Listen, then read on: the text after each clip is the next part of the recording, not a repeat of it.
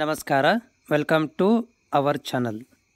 ಈ ವಿಡಿಯೋದಲ್ಲಿ DMLT 2ನೇ ವರ್ಷದಲ್ಲಿ ಓದುತ್ತಿರುವಂಥ ವಿದ್ಯಾರ್ಥಿಗಳಿಗೆ ಬಯೋಕೆಮಿಸ್ಟ್ರಿಯಿಂದ ಮೊದಲನೇ ಯೂನಿಟ್ ಒಳಗಡೆ general knowledge about laboratory basic information and skills ಅಂತ ಒಂದು ಟಾಪಿಕ್ ಇದೆ.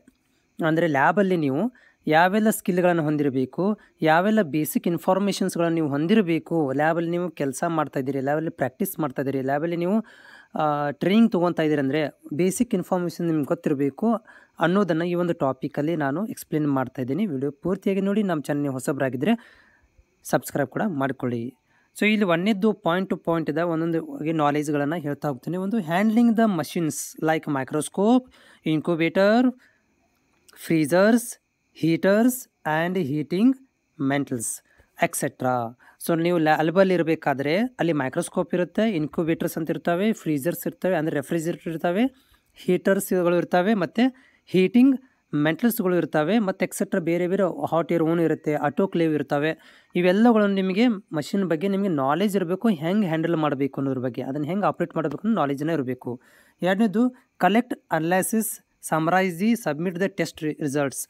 ಸೊ ಇಲ್ಲೇನಂದರೆ ಕಲೆಕ್ಷನ್, ಸೊ ರಿಸಲ್ಟ್ ಕಲೆಕ್ಷನ್ ಮಾಡೋದು ಇರ್ಬೋದು, ಸ್ಯಾಂಪಲನ್ನು ಅದನ್ನು ಅನಲೈಸಿಸ್ ಮಾಡೋದು, ಟೆಸ್ಟ್ ಮಾಡೋದು ಇರ್ಬೋದು, ಅದನ್ನು ಸಮರೈಸ್ ಮಾಡೋದು, ಒಂದು ಕ್ಯಾಲ್ಕುಲೇಷನ್ ಮಾಡೋದು, ಆಮೇಲೆ ಅದನ್ನು ರಿಸಲ್ಟನ್ನು ಟೆಸ್ಟ್ ರಿಸಲ್ಟನ್ನು ಸಬ್ಮಿಟ್ ಮಾಡುವಂಥ ಪ್ರಕ್ರಿಯೆ ಕೂಡ ನಿಮ್ಗೆ ಗೊತ್ತಿರಬೇಕು. ಅಂದರೆ ಎಲ್ಲಿಂದ ಸ್ಯಾಂಪಲ್ ಕಲೆಕ್ಷನ್ ಮಾಡೋದ್ರಿಂದ ಹಿಡಿದು ಅದನ್ನು ರಿಪೋರ್ಟ್ ಕೊಡೋ ತನಕ ನಿಮಗೆ ಬೇಸಿಕ್ ಇನ್ಫಾರ್ಮೇಷನ್ ಗೊತ್ತಿರಬೇಕು ಲ್ಯಾಬಲ್ಲಿ ಕೆಲಸ ಮಾಡ್ತಾಯಿದ್ರೆ.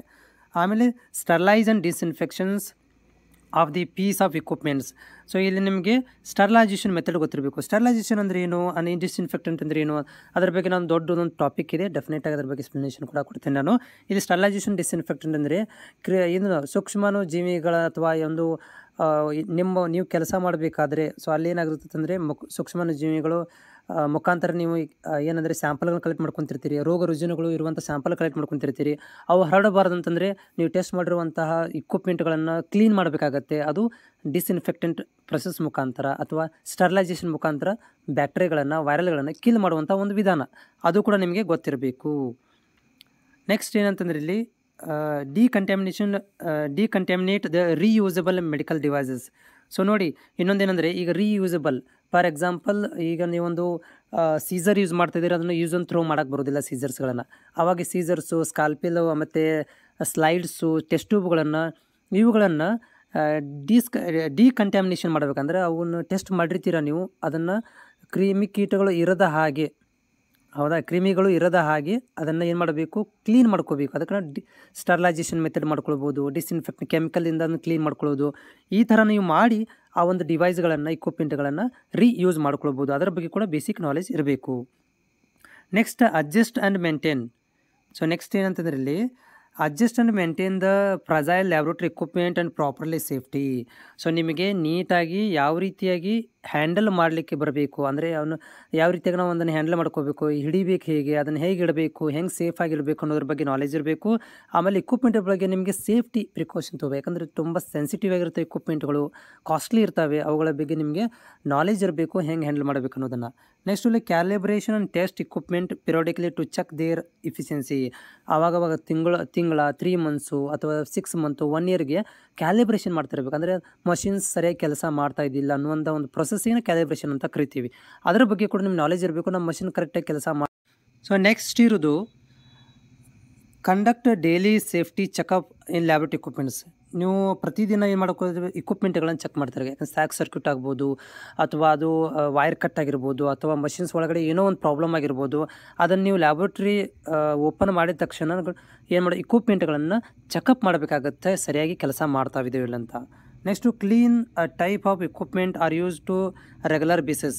ಸೊ ಒಂದಷ್ಟುಗಳನ್ನು ರೆಗ್ಯುಲರ್ ಬೇಸಿಸಾಗಿ ಕ್ಲೀನ್ ಮಾಡಬೇಕಂತಿರುತ್ತೆ, ಒಂದಷ್ಟುಗಳನ್ನು ವೀಕ್ಲಿ ಇರುತ್ತೆ, ಒಂದು ಪರ್ ಮಂತ್ಲಿ ಇರುತ್ತೆ. ಸೊ ರೆಗ್ಯುಲರ್ ಆಗಿ ಬೇಸಿಸ್ ಮೇಲೆ ಏನು ಮಾಡೋದು, ಇಕ್ವಿಪ್ಮೆಂಟ್ಗಳನ್ನು ಕ್ಲೀನ್ ಮಾಡ್ತಾ ಇರಬೇಕು ಲ್ಯಾಬ್ ಒಳಗಡೆ. Next check the stock pieces of the equipments.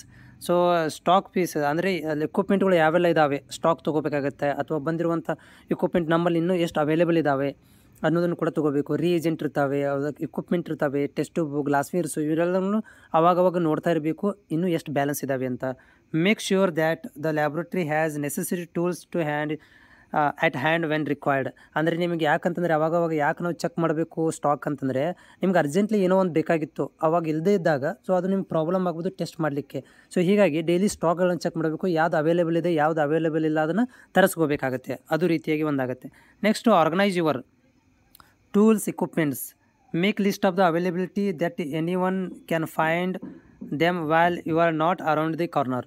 So in case of ನೀವೇನು ಮಾಡಬೇಕಂದ್ರೆ ಇಕ್ವಿಪ್ಮೆಂಟ್ಗಳು ಆಮೇಲೆ ಟೂಲ್ಸ್ಗಳು ಎಲ್ಲವುಗಳನ್ನು ಕೂಡ ಒಂದು ಚಾರ್ಟ್ ಮಾಡಿ ಇಡಬೇಕಾಗುತ್ತೆ. ಯಾಕಂದರೆ ನೀವು ಇನ್ ಕೇಸ್ ಆಫ್ ಇಲ್ಲ ಅಂದರೆ ನೀವು ರಜೆ ಮೇಲೆ ಇರ್ಬೋದು ಅಥವಾ ನೀವು ಇರಲಿಲ್ಲ ಅಂತಂದರೆ ಬೇರೆ ಟೆಕ್ನಿಷಿಯನ್ ಏನಾದರೂ ಕೆಲಸ ಮಾಡ್ತಾಯಿದ್ರೆ ಅವಾಗ ಈಸಿಯಾಗಿ ಅದು ಅವೈಲೇಬಲ್ ಅಂತ ಗೊತ್ತಾಗಬೇಕು. ಇದನ್ನು ರಿಜಿಸ್ಟರ್ ಬುಕ್ ತೆಗೆದು ನೋಡಿದಾಗ ಅದು ಎಲ್ಲಿದೆ ಅಂತ ಗೊತ್ತಾಗಬೇಕು ಅಥವಾ ಅದಕ್ಕೆ ಲೇಬಲ್ ಮಾಡಿಡಬೇಕು. ಸಿಸ್ಟಮೆಟಿಕ್ ಆಗಿ ಫಾಲೋಅಪ್ ಮಾಡೋದರಿಂದ ಬೇರೆಯವರಿಗೆ ಟೆಕ್ನಿಷಿಯನ್ಸ್ಗಳು ತೊಂದರೆ ಆಗದಾಗೆ ಎಲ್ಲನೂ ಈಸಿಯಾಗಿ ಸಿಗೋ ಹಾಗೆ ಮಾಡಬೇಕು ಅನ್ನೋದು ಕೂಡ important. Last but not the list, always keep the I on the test that is going on. So ಯಾವಾಗಲೂ ಏನಂತಂದರೆ ನೀವು ಟೆಸ್ಟ್ಗಳನ್ನು ಮಾಡಬೇಕಾದ್ರೆ ನೀವು ಟೆಸ್ಟ್ ಮೇಲೇ ಗಮನ ಇರಬೇಕು. ಅತ್ತ ಇತ್ತ ನೋಡ್ತಾ ಟೆಸ್ಟ್ಗಳನ್ನು ಮಾಡಲಿಕ್ಕೆ ಹೋಗಬಾರ್ದು. ರಿಪೋರ್ಟ್ ರಾಂಗ್ ಬಂದು ಪೇಷಂಟ್ ಕೂಡ ಪ್ರಾಬ್ಲಮನ್ನು ಕ್ರಿಯೇಟ್ ಮಾಡ್ಬೋದು. Next use warn sign on hazardous material where necessary.